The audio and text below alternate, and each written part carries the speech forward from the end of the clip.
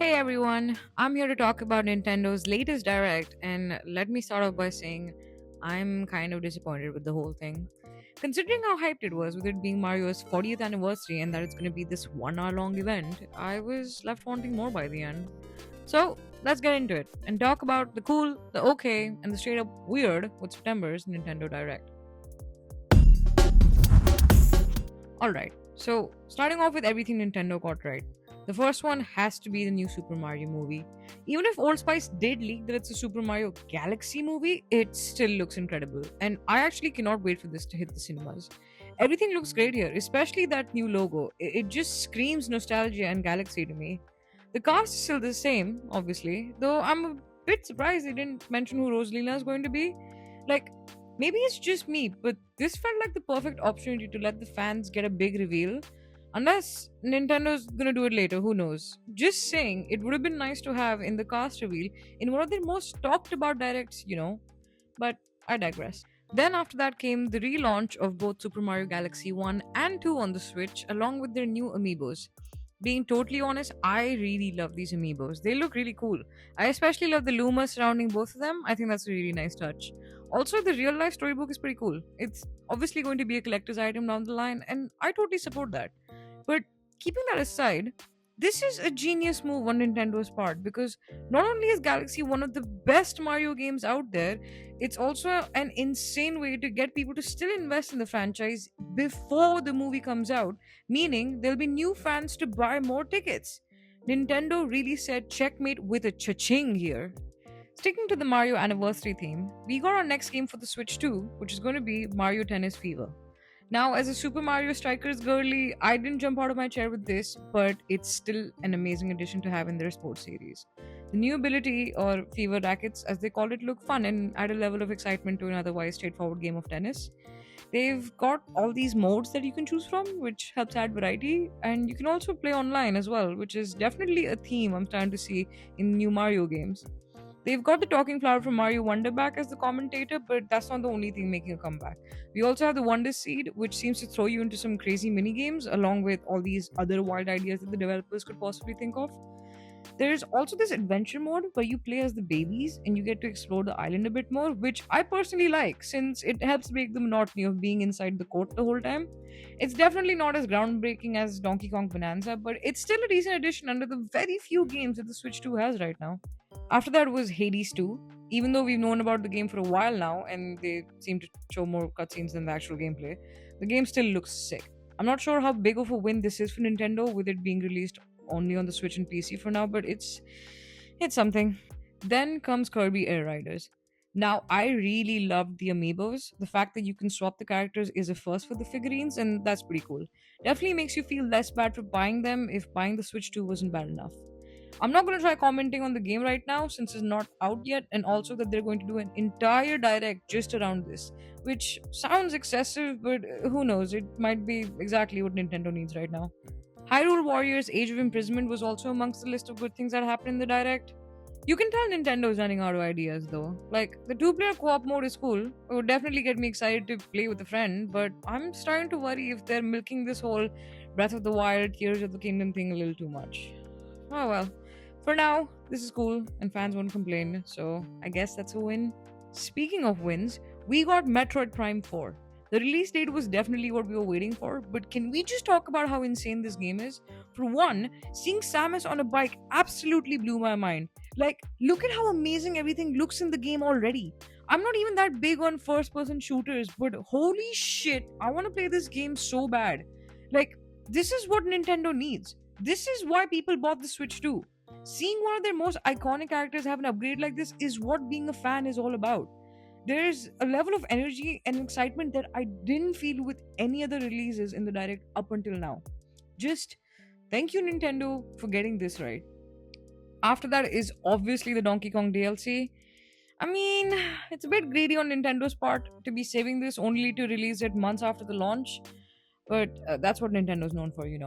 The whole roguelike experience is definitely going to be fun for DK, but in all honesty, it sounds really short lived and unfair when you think about paying $20 more on a game that's already $70 to begin with.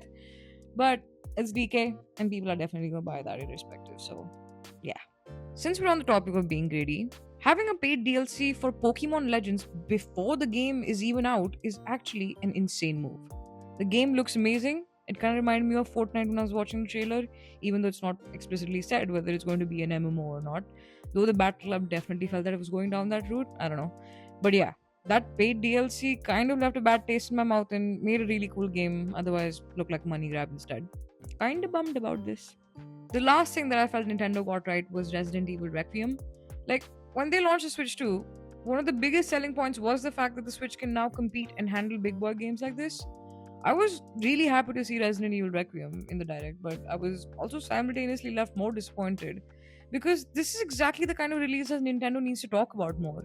Like, yeah, I get that they will promote their stuff over third party or big AAA games, but this isn't about you, Nintendo, it's about us. The gamers who need to know why buying an expensive console like the Switch 2 has any benefit. And playing one of the most anticipated games like Requiem is it. I just I just wish there was more on the list than one big name.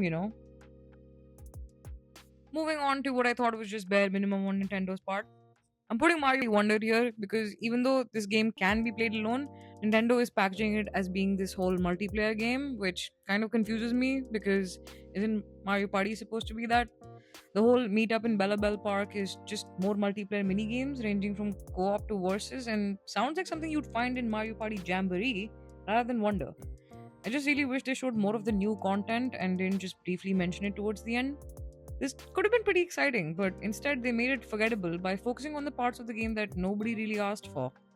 Also, we now have a talking flower toy that apparently talks on its own. I'm already pretty skeptical about home appliances like Siri and Alexa constantly hearing us, and now Nintendo's doing it too with their tiny flower spy. It just doesn't sit right with me, and I think is pretty creepy to say the least. Ending their anniversary on a Yoshi game was a good idea, but surprise, surprise, it's another 2D platformer.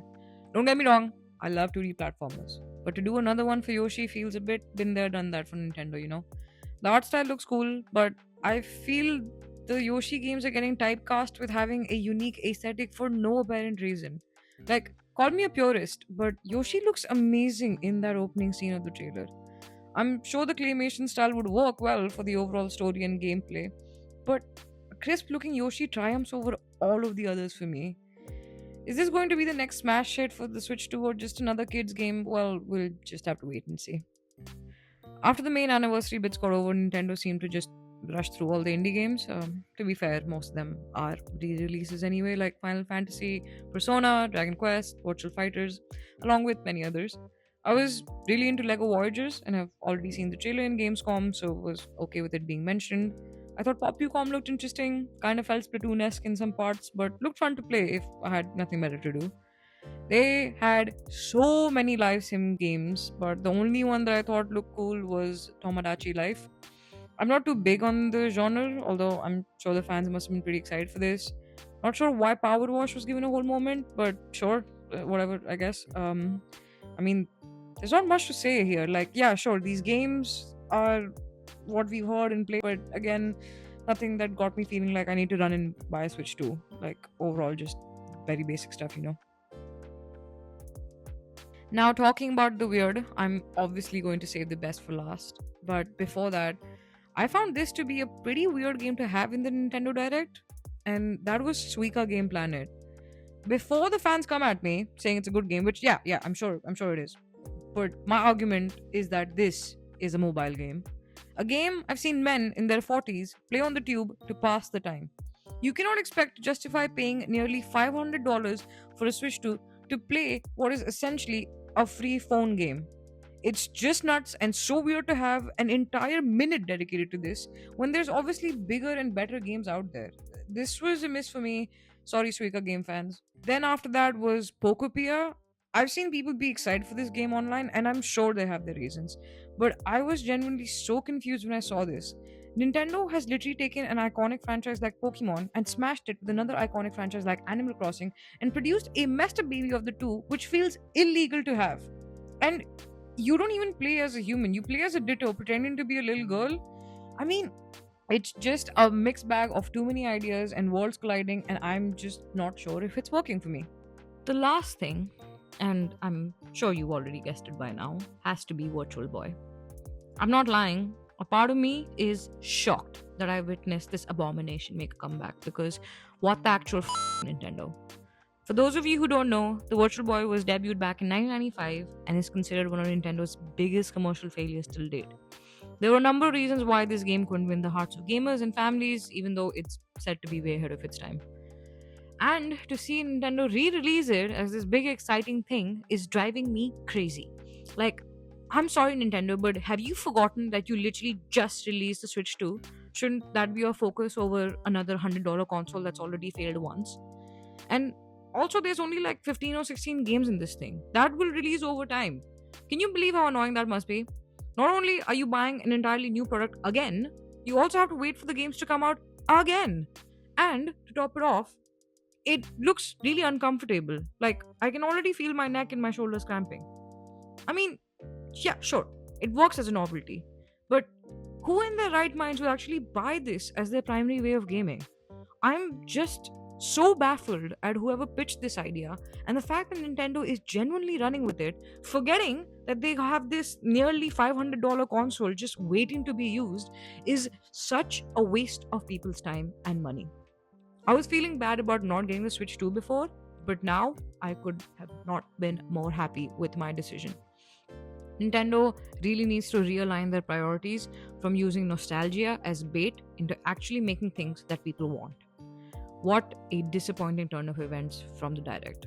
This could have been so much more, but truly, it was a terrible time to be a Nintendo fan.